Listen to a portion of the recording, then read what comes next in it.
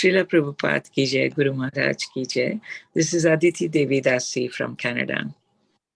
Hare Krishna, Aditi Mataji, Dandavat Pranam, please accept my humble obeisances. All glories to Srila Prabhupada, all glories to Guru Maharaj. Thank you very much, Mataji, for joining the call. Hare Krishna. Hare Krishna. Hare Krishna Mataji, Dandavat Pranam, all glories to Srila Prabhupada. This is Vinita Gandharvika Devi Dasi from Texas. Hare Krishna, Vinita Gandharvika Mataji, Dandavat Pranam, please accept my humble obeisances. All glories to Srila Prabhupada, all glories to Guru Maharaj. Thank you very much, Mataji, for joining the call. Hare Krishna. Hare Krishna, Nanda Priya Narmada Mataji, Dandavat Pranam, all glories to Srila Prabhupada, all glories to Guru Maharajas, and all glories to the assembled devotees. This is Tiffany in Pennsylvania. Hare Krishna. Hare Krishna, Tiffany Mataji, Dandavat Pranam, please accept my humble obeisances. All glories to Srila Prabhupada, all glories to Guru Maharaj. Thank you very much, Mataji, for joining the call. Hare Krishna.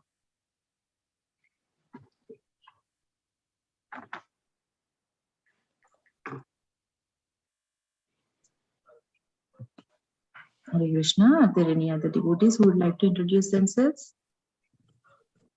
Hare Krishna Mataji, Dandavat Pranam, all glories to Srila Prabhupada, all glories to all the assembled devotees. This is Sushmita from Canada. Hare Krishna, Sushmita Mataji, Dandavat Pranam, please accept my humble obeisances. All glories to Srila Prabhupada, all glories to Guru Maharaj. Thank you very much, Mataji, for joining the call. Hare Krishna. Hare Krishna, Nandapriya Narmada Mataji. Please accept my humble obeisances. All glories to Srila Prabhupada. This is Harita from Houston, Texas. Hare Krishna. Hare Krishna, Harita Mataji, Dandavat Pranam, please accept my humble obeisances. All glories to Srila Prabhupada, all glories to Guru Maharaj. Thank you very much, Mataji, for joining the call. Hare Krishna. Hare Krishna Mataji, Dandavat Pranam, please accept my humble obeisances. All glories to Srila Prabhupada and Sri Guru and Gauranga and all the assembled devotees. Yashamati from Chicago.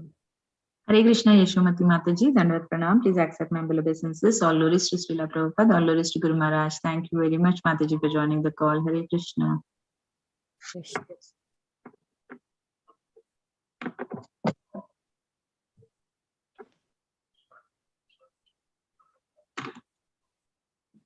Hare Krishna Mataji. Nandapriya Narmada Mataji. Please accept my humble obeisances. All glories to Srila Prabhupada and all the assembled devotees. This is Indulekha Karnadeva.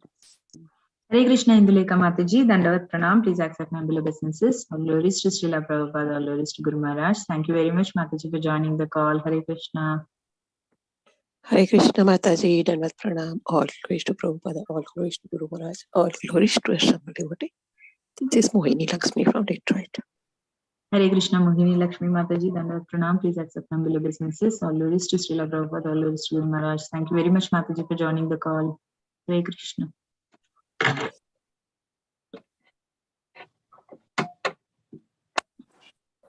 Hare Krishna, Nandapriya Narmada Mataji. Please accept my humble obeisances. All glories to Srila Prabhupada, all glories to the assembled devotees.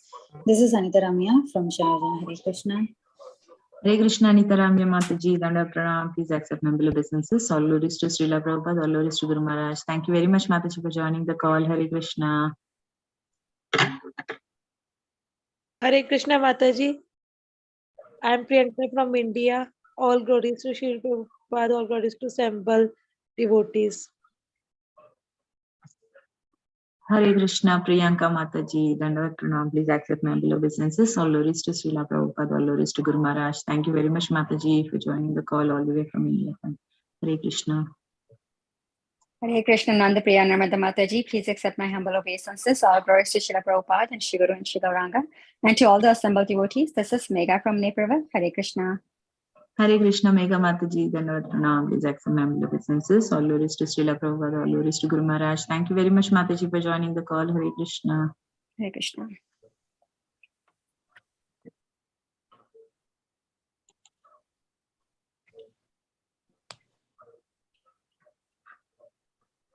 Hare Krishna, I am Prabhu. Hi, Nandapriya Narmada Mataji, Dandavat Pranam, Srila Prabhupada ki jai, Guru Maharaj ki jai. This is Shama Gauri Devi Dasi from Charlotte. Hare Krishna, Shama Gauri Mataji, Dandavat Pranam, please accept my humble obeisances. All glories to Srila Prabhupada, all glories to Guru Maharaj. Thank you very much, Mataji, for joining the call. Hare Krishna. Hare Krishna Mataji, Dandavat Pranam. I offer my obeisances to all assembled devotees. All glories to Srila Prabhupada. This is Anand from West Bengal. Hare Krishna. Hare Krishna and Prabhu, Dandavat Pranam, please accept my humble obeisances. All glories to Srila Prabhupada, all glories to Guru Maharaj. Thank you very much, Prabhuji, for joining the call. Hare Krishna. Thank you, Mataji. Hare Krishna. Hare Krishna.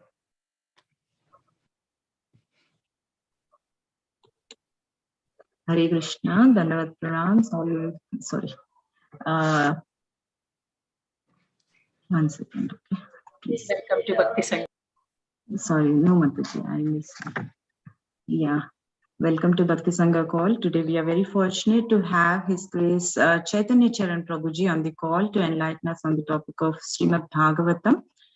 Before handing over the call to Prabhuji, I would like to ask Aditi Mataji to give brief introduction about Prabhuji. Mataji, please take over. Hare Krishna.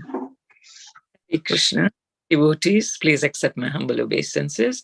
I'm very fortunate to introduce His Grace Chaitanya Charan Prabhuji this morning.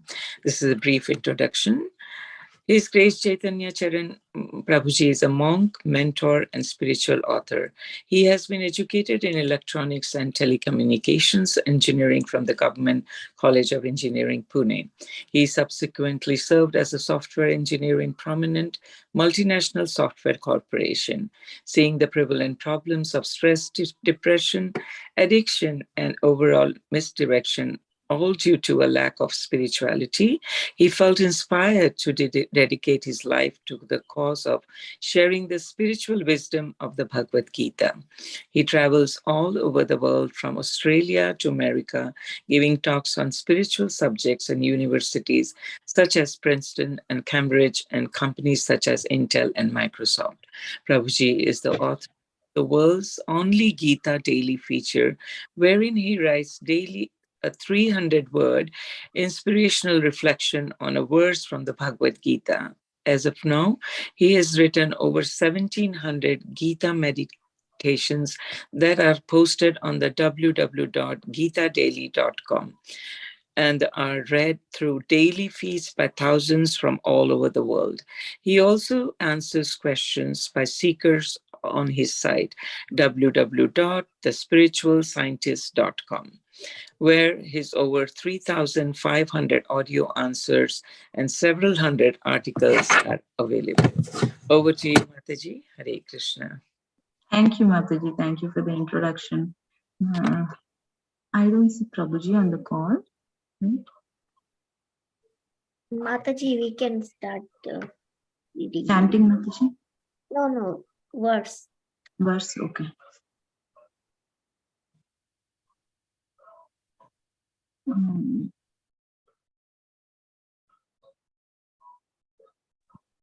Hare Krishna. Let's start with this.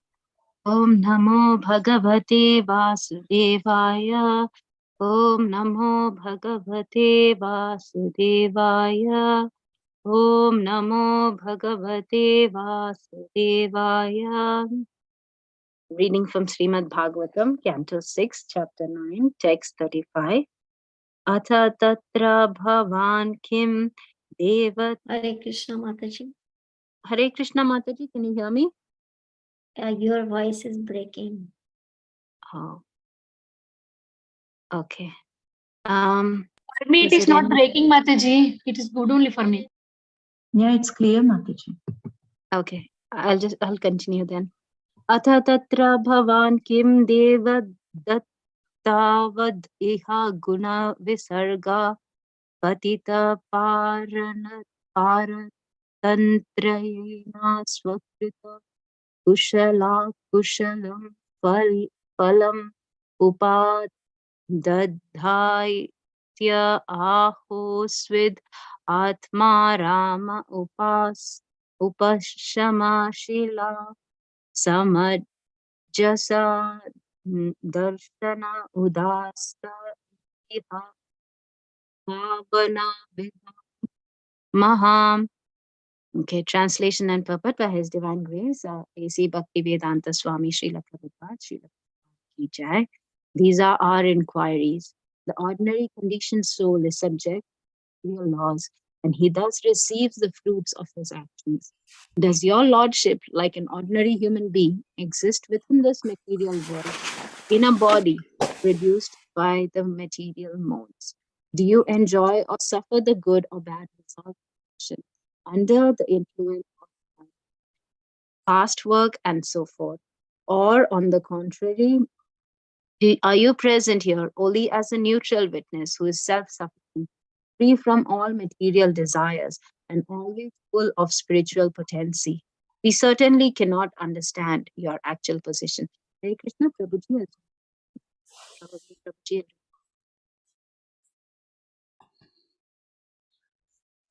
Okay. Hare Krishna Prabhuji, Dandavat Pranam, please accept my obeisances. All glories to Srila Prabhupada, all glories to Guru Maharaj. Thank you very much, Prabhuji, for giving your very valuable time and association to us this morning. Today we are reading Canto 6, Chapter 9, 35 Sloka, Prabhuji. Please take over with me. Hare Krishna.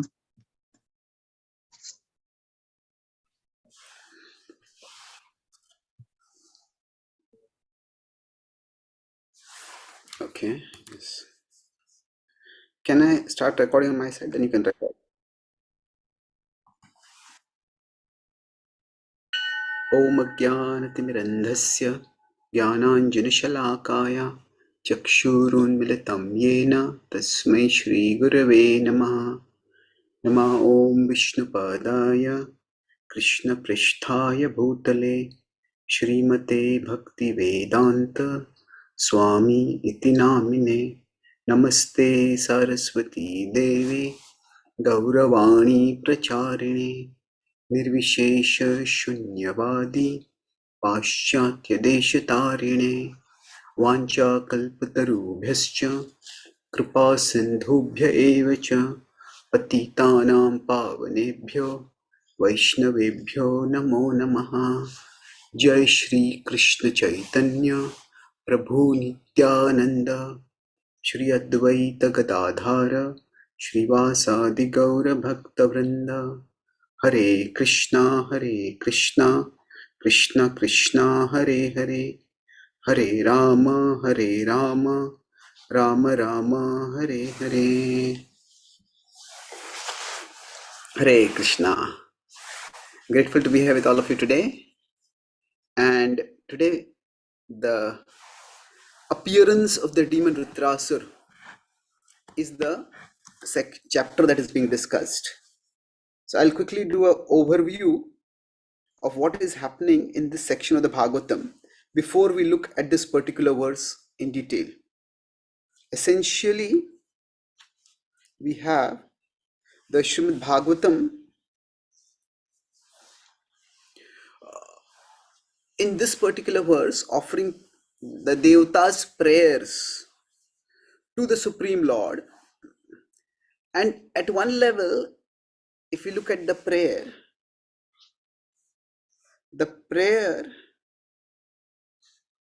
can seem quite ignorant. It's that, why ignorant? Don't they know why the Lord has appeared? We may say that we human beings know why the Lord has appeared in the world, and they're asking, why have you appeared? What is your condition over here?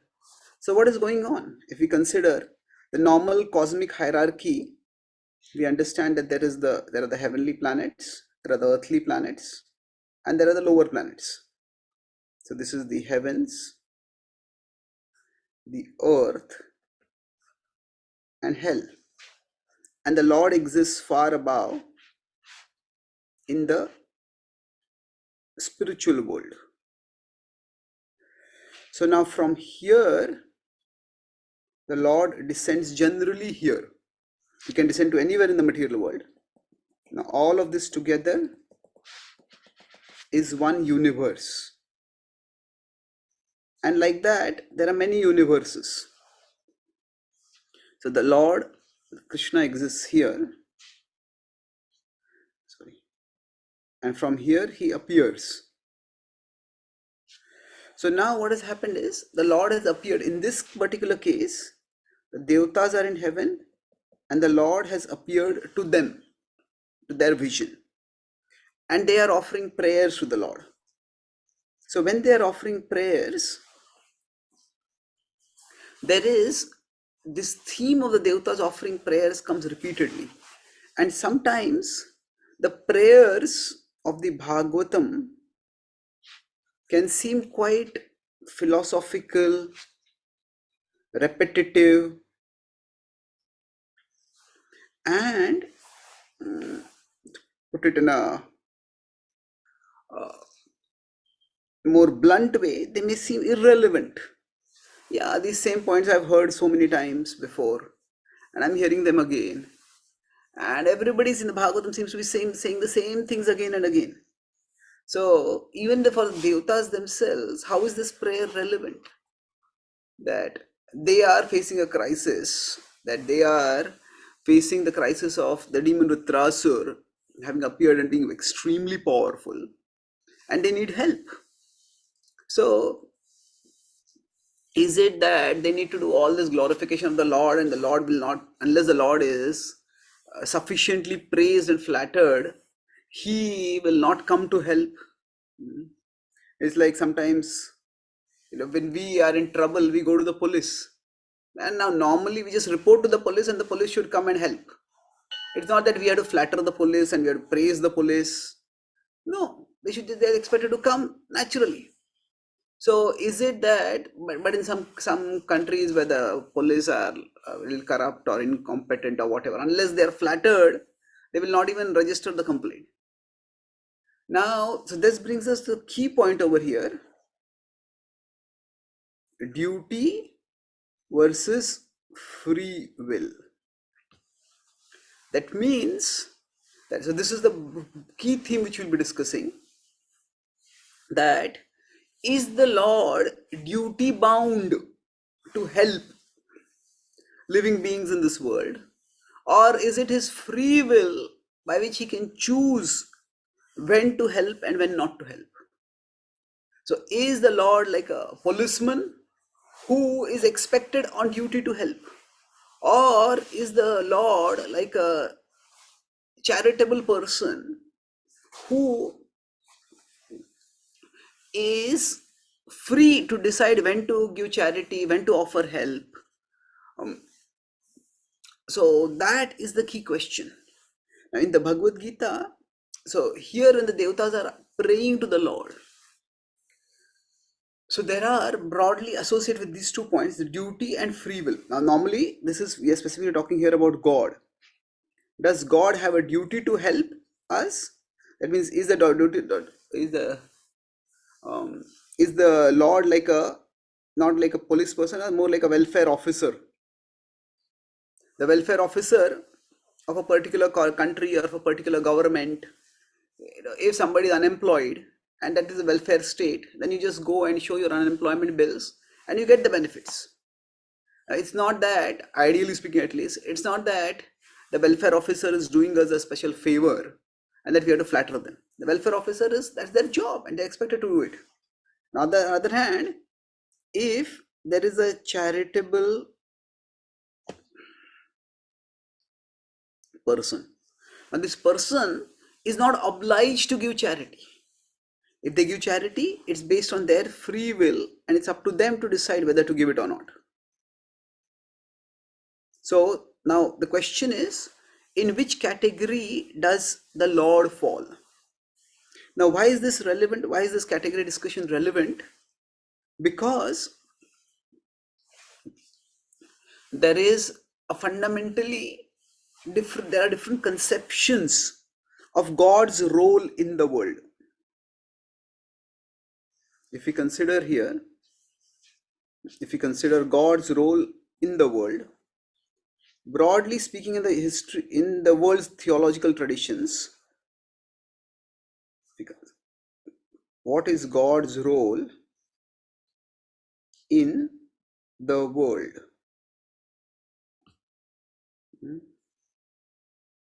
So is he, as I said, is he duty bound to be here? So this basically question arises from conceptions of God again. Again, there are 2 broad conceptions about God. One is a word which we commonly use, but often its meaning is not so clearly understood. His transcendence, that means he exists beyond the world. Transcend means to go beyond, to be beyond. So he is transcendental means he has nothing to do with the world. In fact, this is taken further, and some traditions say that the world is so profane. So transcendence means here beyond matter and material nature. So some religious traditions hold that God is so, that the world is so contaminated that the opposite of the word sacred is the word profane. So profane, this is not the fuel or chemical profane. Profane means not sacred, impure, contaminated. So the world is so profane that the Lord will have never and won't have anything to do with this world. This is one conception. Now the other conception is of God's immanence. The opposite of transcendence is immanence. Immanence means existing within nature. That he exists inside the material world. And now this is the kind of divinity that is being increasingly accepted and acceptable to the scientifically minded people, scientific ethos. That the universe itself is God. The universal energy itself is God. Some people say, I pray to the universe. Or you pray to the universe and the universe will respond to you. So the idea is here, God is reduced to the universe. So again, now what does this mean? That here we clearly see that God is not the universe. The Vedic conception is definitely not immanence alone. So it's not God's role. To understand God's role in the world, we need to understand first his relationship with the world. So is his relationship that he exists beyond the world, or is his relationship that he exists within the world? How does he exist? Now, if we consider that at one level, he does exist beyond the world. That parastasmat bhavanyo vyakto vyaktat sanatanaha. In 8:20, Krishna says, for example, that he exists beyond the world. So, and there are many other verses like that, that his existence is completely beyond the world. And yet, we have the notion of God existing within the world also. For example, we have the entire Vibhuti Yoga chapter, 1041 is, everything attractive manifests a spark of my splendor. And Krishna says in the next verse also, 42, that I sustain the world by a fragment of my being. So to understand this question now, why is the Devatas having this question? That why have you come here? Or what is your nature when you come here? That in one sense we could say that the world, that we consider the material world, it's like a Brahmanda. So it has multiple characteristics that are contrary to the characteristics of God. So first of all, it is finite. If it is finite, means that the one who is infinite cannot be present over here. It is temporary. It is bound. Everybody in this world is bound. And now, if God is coming in this world, then is he becoming finite? Is he becoming temporary? Is he becoming bound? Doesn't the nature of the world impinge on God? So the point is, God is none of these. It's like somebody comes within water, won't that person become wet? Is it possible to get into water without getting wet? Is it possible to be in this material world without being bound? That is the question. And now, here, why are they asking this question? At one level, their question arises from their particular situation. So generally, most people, their questions are situational. It's not that suddenly one day we wake up and we think, oh, does God exist? It's that it could be, but generally how it works is that when we are going through life and things are not working our way, and then we think, what should I do? I'm not the controller. Is there somebody else in control? So maybe if that person is in control, let me pray to that person. So that's how we start actually praying to God. And then again, when our desire is fulfilled, we may say, yeah, God really exists. And does God really care for me? Maybe he cares, maybe he doesn't care. So broadly speaking, when it comes to the question of God, there can be three questions at increasing levels of intimacy in our relationship with him. So at the basic question is the question of his very existence. Does he exist at all? That we can say is the most fundamental question about God's existence. At a basic level, this is the question. Now, after we accept that God exists, then another question comes up. Okay, God may exist, but so what? How does that really matter to me? And that is the question of relevance. Okay, whether God exists or not, that's okay. He may exist, he may not exist. And after that, the question that actually solidifies our devotional relationship with him is the question of his benevolence. Does he care for me? Does he even know that I exist? So existence, relevance, and benevolence. But the first thing is, say for example, in our Bhagavad Gita courses or whatever, we use this question, does God exist? Now for many people, whether God exists or not, how does that matter to me? Yeah, maybe he exists, maybe he doesn't exist. But relevance. And then, so the one idea of relevance is that God is like the judge. God is like the person in charge, and he has made the rules. If we don't follow the rules, we will be punished. If we follow the rules, we'll be rewarded. So that could be one understanding of the relevance. That why is he relevant? Because there is punishment and reward. So this is the idea of, if you obey God, you will go to heaven. If you disobey God, you will go to hell.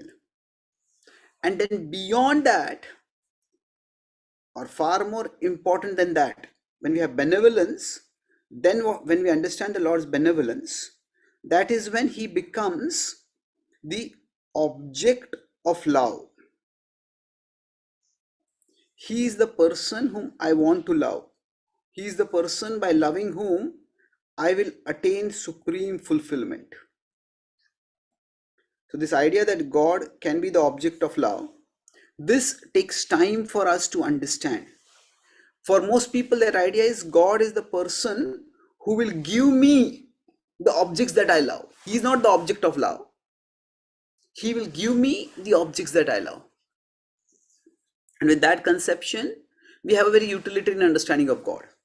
So in this particular pastime, what is going to eventually be described is a contrast between the Devatas on one side and Vritrasur on the other side. And to that extent, or with that purpose in mind, the Devata's consciousness is being depicted over here. And eventually Vritrasur's consciousness, it will come out especially toward the end of the battle, when he is near death. And that will lead to the question by Parikshit Maharaj. He was a demon. How did he have such devotion? How did he have such a remembrance for the Lord? How could he have instructed Indra? That question will come up. But for that question to be emphatic, for to be resonant,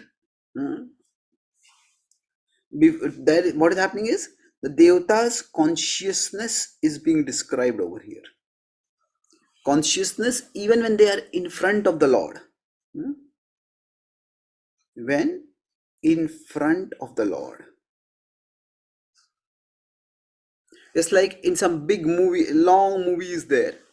Maybe some normally movies are 2.5, 3 hours, some movies are 4 hours, some movies are like a movie series, movie franchise is there. So generally what happens is, there is something called in movies character development. Character development means we gradually come to know about the character. Who is this character? What does this character think about? What does this character value? What does this character do? So when this character development happens, then we start understanding, the storyline starts making more sense. So here the character development of the devatas is happening, that although they are virtuous beings, although they are pious beings, although they pray to God, but they still have a material conception of God. A material conception of God means, now generally we say material conception, and we use this word, don't have material conception of spiritual things. That's the kind of term we often use. But what does material conception literally mean? If we use the word material conception, essentially it means to consider the material as more powerful, more important than the spiritual. Essentially it means matter is actually greater than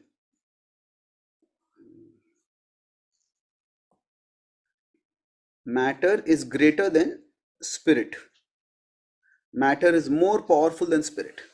So that is the question over here the devatas are having. Ideal, oh Lord, when you appear in this world, what do you do? Are you bound like us? Are you just like another person who has come in this world?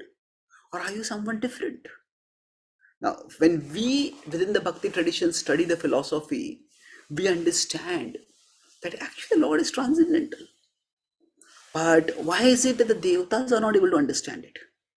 Why now, if you see some of the previous prayers, they are talking about how you are the source of all the three modes, you are this, you are that, which seems to indicate that you are completely transcendental, that you are omnipotent.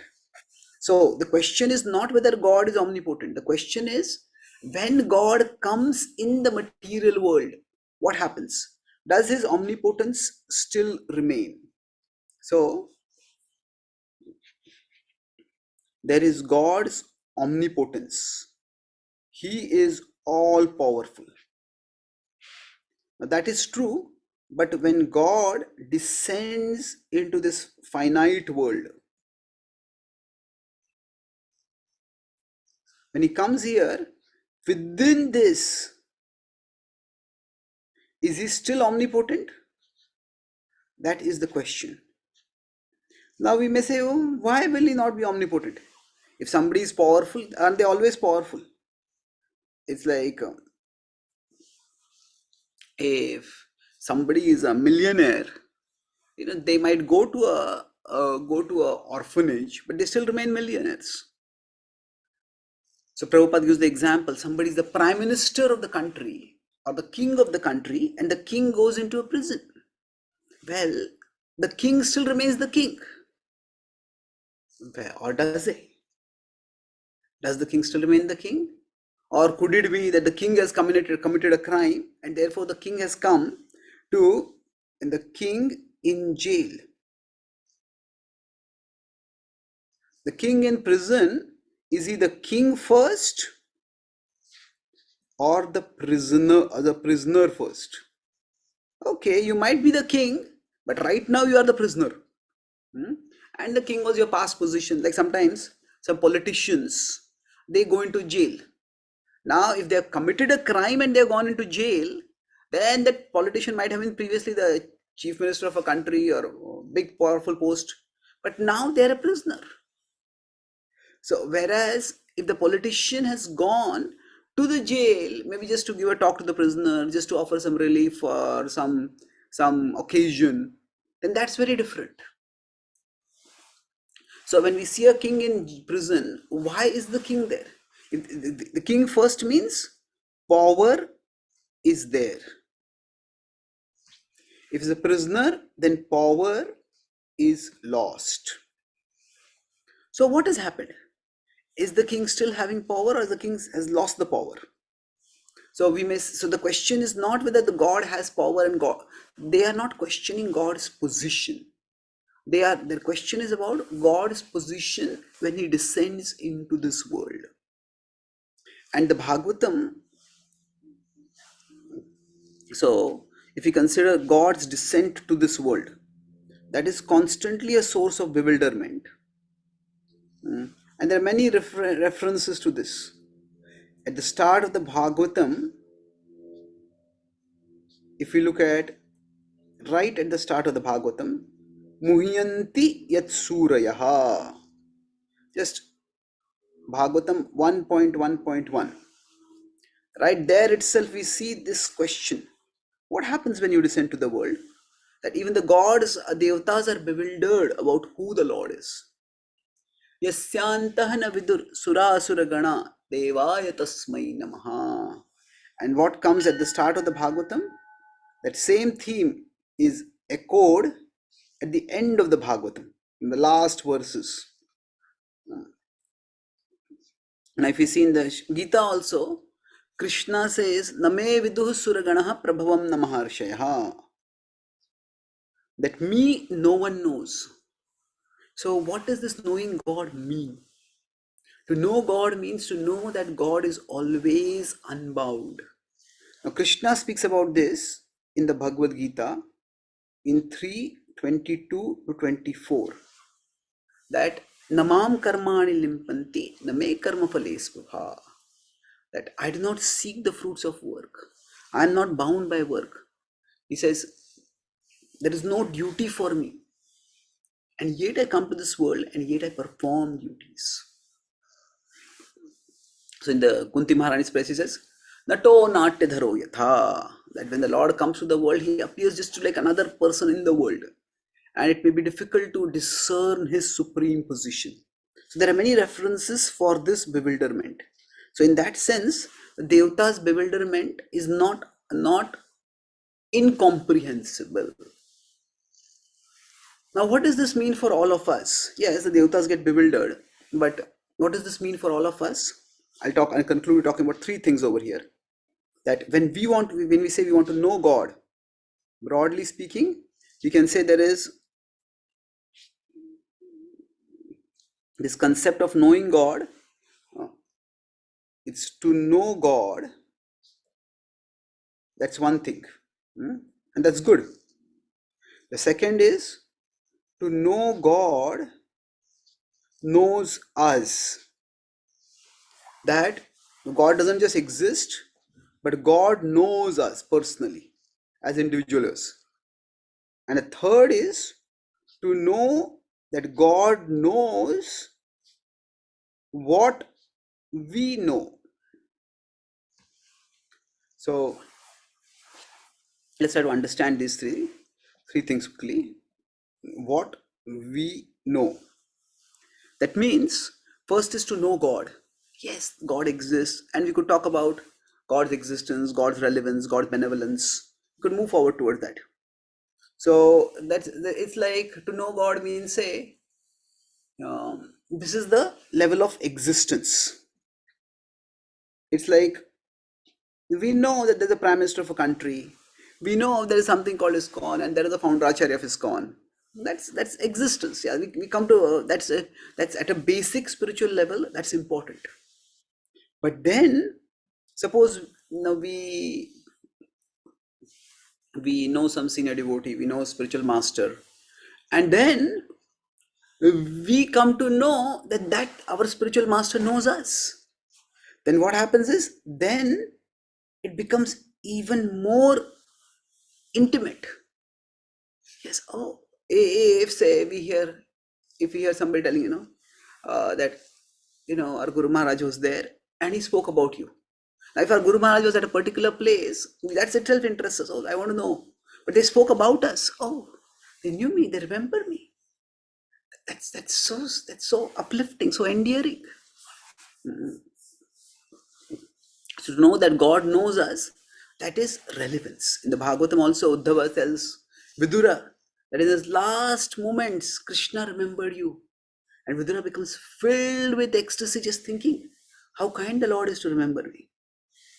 And now that means that if the Lord knows us, say if our spiritual master knows us, okay, they may give us some service, they may give us some guidance. Just that we know that we exist and we are trying to do service, they know that itself is encouraging for us. Similarly, as we grow in our relationship with Krishna, we understand that Krishna doesn't just exist up there, that actually he knows me as a person. And each one of us, it's not that Krishna, because there are so many souls, Krishna has forgotten us. No, Krishna knows each one of us. And then beyond, to know that God knows what we know. What we know here means, it refers to our struggles, our doubts, our cravings, our weaknesses. All these Krishna knows. Now, this may scare us. Oh, Krishna knows everything about me. Generally, when we want to develop a relationship with someone, now in the Western world and in the westernized world, when people have to form their own relationships, they say go on dates. Now, on a date, a person will put their best face forward, and all their negativity they will try to hide. If we are going for a job, we will try to brush under the carpet any negatives about us. And suppose somebody is fired from a job, they will not say that I was fired from the job. I gave up the job because I was looking for some higher prospects. Generally, we try to hide the negatives. Why? Because we fear that when the other person comes to know about our negatives, then they will not care for us. They will not want to connect with us. They will lose their regard or respect for us. But Krishna knows our struggles, Krishna knows our weaknesses, and still Krishna loves us. That our most relationships in this world are based on ignorance about the dark side of the other person. But the relationship of Krishna with us is, he knows everything about us. He knows our negativities, our frailties, our weaknesses, the things we are embarrassed about, the things we are mortified about, and yet he loves us. Yet he continues to be with us in our heart. And that is his greatness. And once we understand this, that Krishna accepts me with all my blemishes, then we understand Krishna is really benevolent. Krishna is really benevolent. That when Krishna has come to this material world, he has not come because he is contaminated by matter. The king has not come to the prison because the king has become a prisoner. The king has not come to the prison because the king needs anything from the prisoners. The king has come to the prison simply because the king wants to benedict the prisoners. So Krishna is not bound. I started by talking about, is God bound by this world's rules? Does he have a duty to respond to our prayers? He doesn't have a duty. Actually, it is out of love that he responds. For dealing with the management of the world, Krishna has created. For dealing with the management of the world, Krishna has created the world with all its devatas and other things. Then Krishna's response to our prayers and his role in our life, it is not duty for him. It is actually love. As far as maintenance of the world is concerned, Krishna can maintain the world through his Vishnu expansions. Krishna doesn't even need his Vishnu expansions. Krishna can maintain the world even through the devatas. And even when the devatas are in trouble, Krishna can say that it was your own karma, it was your own stupidity that you disrespected the great sages, and that's why you got into trouble. But Krishna does not do that. Such is his love. And it is that love that binds the soul to the Lord. It is that love that the more we seek to realize that, the more we will be able to relish it, and the more we will relish our relationship with the Lord. So I'll summarize. I discussed broadly 3 things today. The first point was that, are the Devatas being ignorant? No, the Devatas are not ignorant. Even the Devatas have a materialistic conception, material conception. That means they think matter is more important than spirit. And because of that, they're concerned that when the Lord has appeared in this world, has he become bound by matter? Has he become limited? And then, so in that connection, we talk about God's role in the world. Is he immanent? Is he transcendent? So, does he exist entirely beyond the world or exist entirely within the world? Well, the Gita says it's both. He has his own eternal abode beyond the world, and he exists as a vibhuti in this world. But when he descends to the world, he descends to the world for what purpose? It is because he cares for us. It is not because of his duty, but because of his love for us. 1300 hours. So that's where we discussed that Krishna consciousness, it means not just to understand God's existence, it is not understand God's relevance, oh, if I don't obey him, punish me, but it's to understand his benevolence. That he not only do we know God, but when we connect with Krishna and Krishna consciousness, we understand that he knows us, and he knows what we know. What we know means he knows our weaknesses, our vulnerability, something which we alone know and we try to hide from the world. He knows that, and in spite of that, he loves us. So it is this understanding of Krishna as the benevolent Lord and lover that can inspire a heart to become devoted to him. Thank you very much. Hare Krishna. Are there any questions or comments?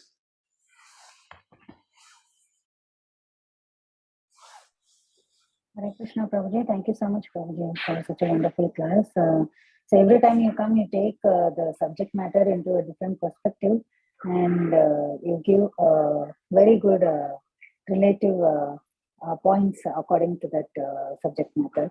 And as of today's class, it was about the prayers which the demigods offer. So it was really amazing how you took the class telling about the God is not bound but bound in this material world. So thank you so much, Prabhuji, for such a wonderful class. Devotees, please go ahead with your questions.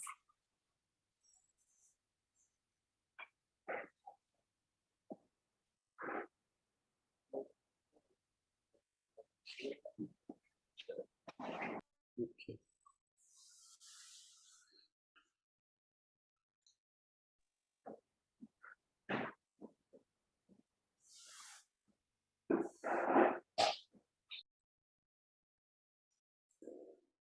There are no questions, then we can stop here. So, thank you very Hare much. Krishna Prabhu. Okay, Hare Prabhuji. Krishna Prabhu. Dandavat Pranam. So Then, to elaborate on Vitrasura's, so you mentioned near-death consciousness of Vitrasura. So can you elaborate more on that, Prabhuji? no, what I was telling is that there is a character development going on over here. Character development means that, see, generally when we come to know a person, at least to some extent, then we expect a particular kind of behavior from that person. If we don't know a person at all, then we don't know what to expect from them. So, and if we know a person to some extent, and then we expect a particular kind of behavior from that person, and suddenly the person behaves in a different way, then that raises a question, hey, what's going on over here?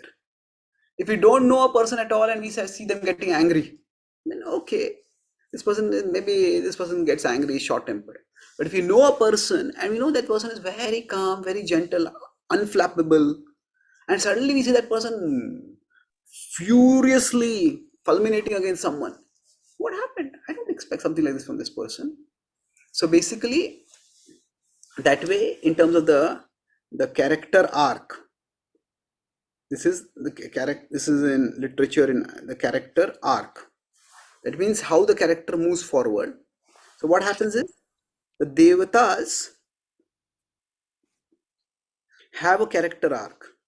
Devatas' character arc is they are generally pious. So accordingly they are praying to the Lord, they are worshipping the Lord. But what we will see is Devata character arc. Later on we'll see Indra, when he has to face Vritrasura, he actually loses heart.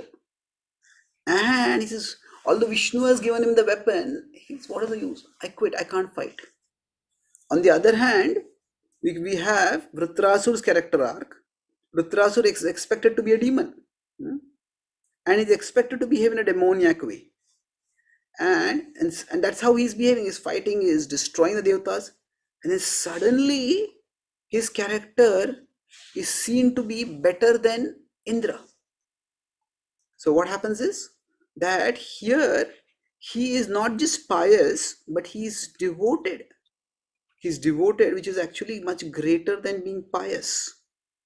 And thus, when Indra has gone over here, it is by Vritrasura's instruction that Indra's consciousness comes up. But even then, Indra doesn't really go beyond piety. He just comes back over there to some extent. So the point in this particular pastime is that what was the Devata's conscious? So this is the dramatic point, that Indra becoming disheartened, and this is one dramatic point in this pastime. Indra is the god of gods, is the king of gods. How does he lose faith? How does he become disheartened? So that is one dramatic point. But the biggest dramatic point here is this one. This is how does suddenly, this is a big dramatic point over here. This is a small dramatic point. So it's like in a movie, we expect this person is the hero, this person is the villain, and the two are going to meet, and then suddenly find out the hero is not heroic at all. The hero is like cowardly, and the villain is actually more heroic, more charitable, more chivalrous. But then the villain, hey, what's going on? So that's how this character arc was going on. So just when he is with Vritrasura at the time of death, at that time he will really reveal how he is, or rather it will literally reveal how he's so devoted that he's fearless even at the time of death. Okay. Yes, thank you, Prabhu. Thank you.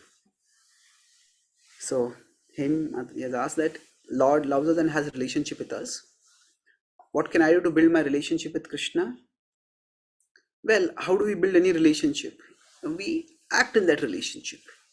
We try to understand that person. We try to do what that person likes. We try to avoid what that person likes. So when we have this concept of Sharanagati, surrender, it has two things in it: accept the favorable and avoid unfavorable. This is essentially like any relationship. That in any relationship, we try to understand what that person likes, and we do that. We understand what that person doesn't like, and we try to avoid that. So practicing bhakti involves chanting the holy names, and the 5 limbs of bhakti are there. Practicing that here, chanting the holy names, hearing Bhagavatam, worshipping the deities, associating with devotees, going to holy places. All these are things which will develop our relationship with Krishna. And avoiding activities which are anti-spiritual, which are sinful, the 4 regulative principles, for example, those if we avoid, they will help us develop our relationship with Krishna. And within the activities also, these activities, we find out something which especially helps us connect with Krishna. That means we feel, say, in kirtans or in bhajans or in a class by a particular devotee, we may find that that's where we feel connected with Krishna. We feel the presence of Krishna. We feel inspired to connect with Krishna. Then try to do that more. And that way, we move forward in our relationship with the Lord.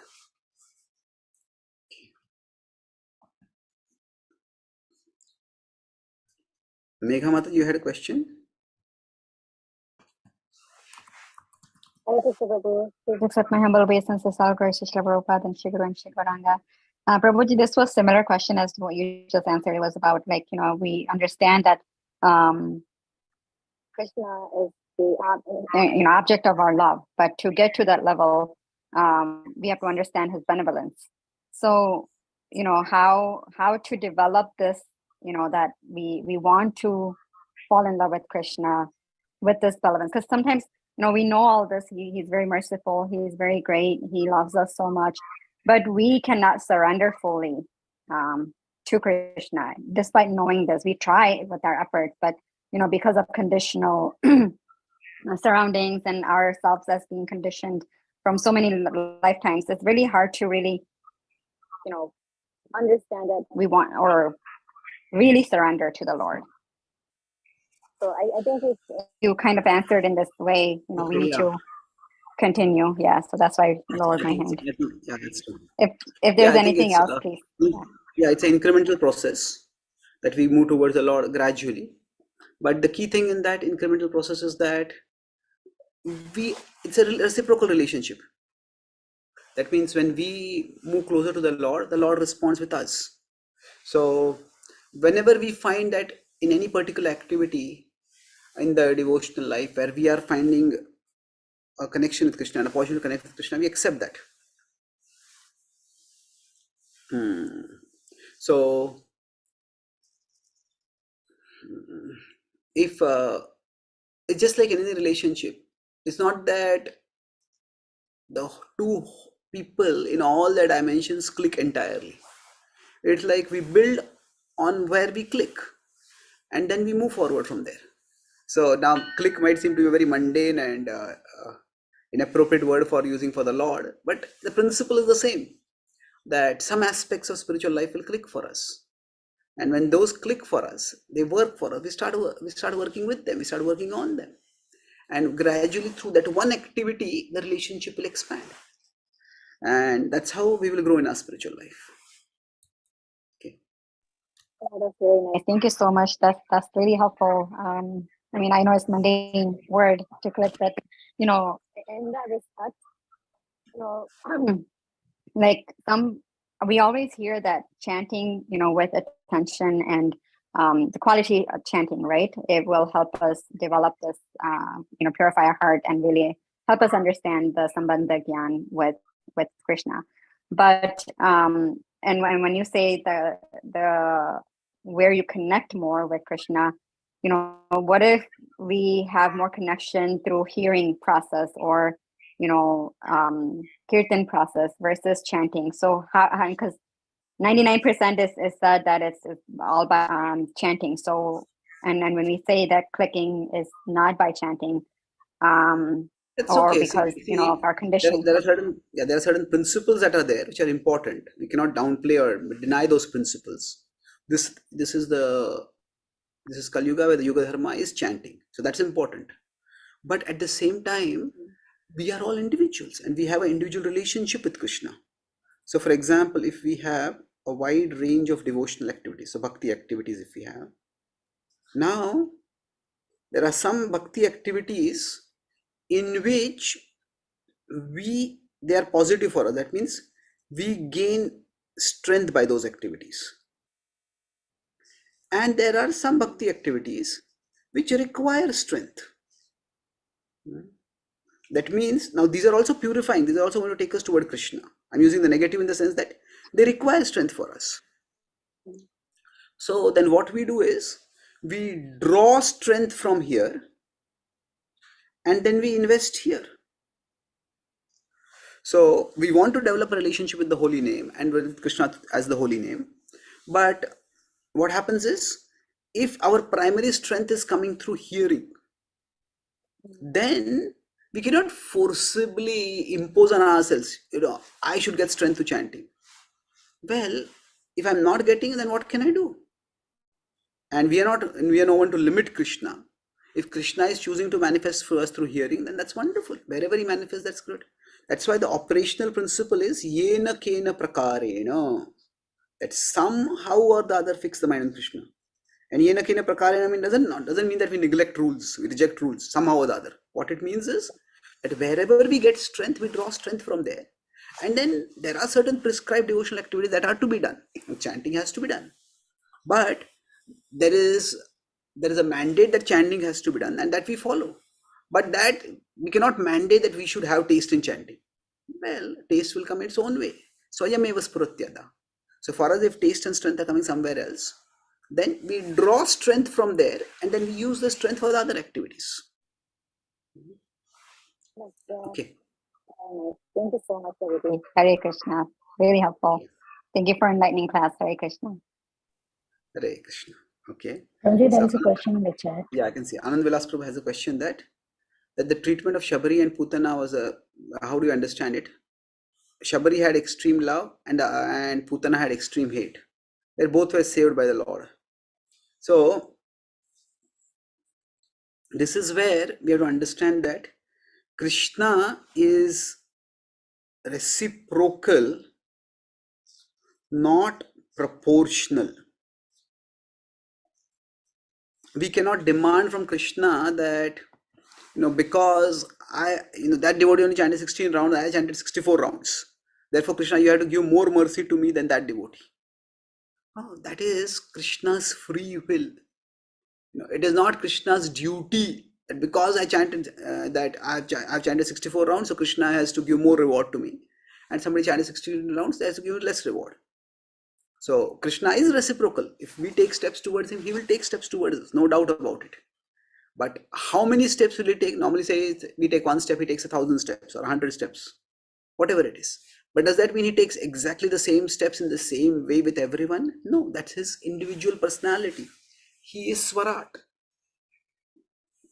So ultimately the Lord does reciprocate with us, with every one of us. So we cannot, so this is why when we make him mathematical, then we are reducing him to a mathematical formula. And he is not a mathematical formula. Krishna is not a mathematical formula. Krishna is a person. And as a person, he has his free will. And of course, his free will is not arbitrary. His free will is also benevolent ultimately. So there is a personal relationship over here. So the Lord will do for us what is best for us. And through these two pastimes, different things are being illustrated.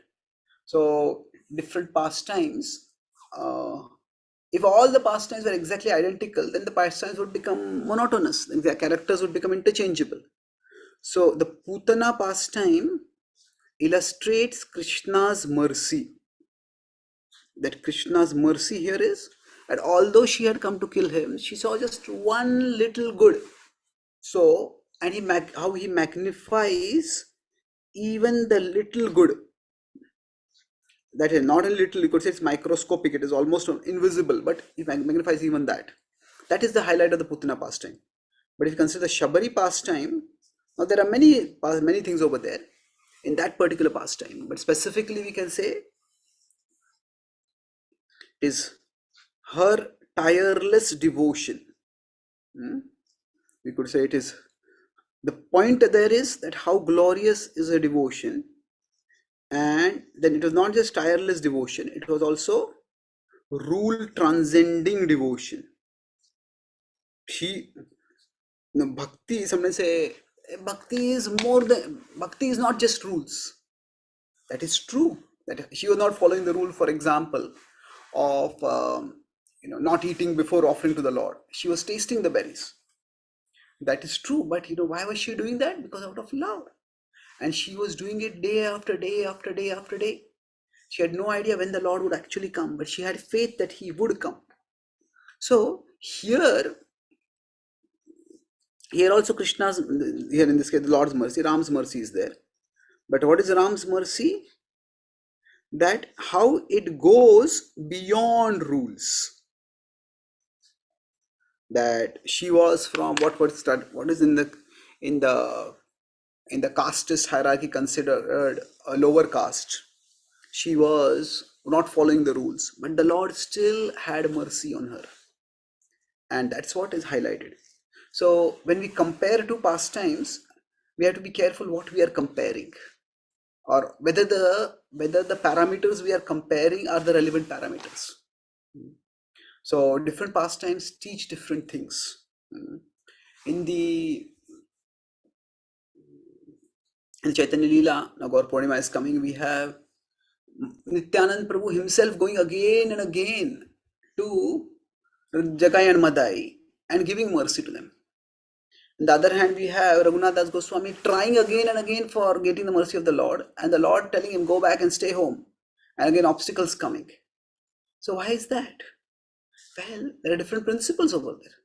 One side illustrates the mercy of Lord Chaitanya Mahaprabhu, even to the unqualified. and the other side illustrates Raghunath Das Goswami's great dedication. So when we are studying different pastimes, we need to focus on what is the key point of the pastime, and then we will be able to understand draw the appropriate lesson from that pastime. Thank you very much. Grantaraj, Srimad Bhagavatam ki jai. Srila Prabhupada ki jai. Gaur Bhakta Vrinda ki jai. Gaur Premanande. Very well. Hare Krishna. Thank you so much, Prabhuji, for such an enlightening class and very nice answers to the questions also. We want your association in future on this forum again and again. Devotees, let's pay our obeisances to Prabhuji. Vancha kalpatarupasya, Vancha kalpatarupasya, Vikasantadevacha, Patitanam Bhavebhyo, Vaishnavindaki Jai, Srila Prabhupada ki Jai, Grandraj Srimad Bhagavatam ki Jai, His Grace Chaitanya Charan Prabhuji ki Jai. Jai. Thank you all. Thank you so Gauranga. much, Prabhuji. Hare Wonderful.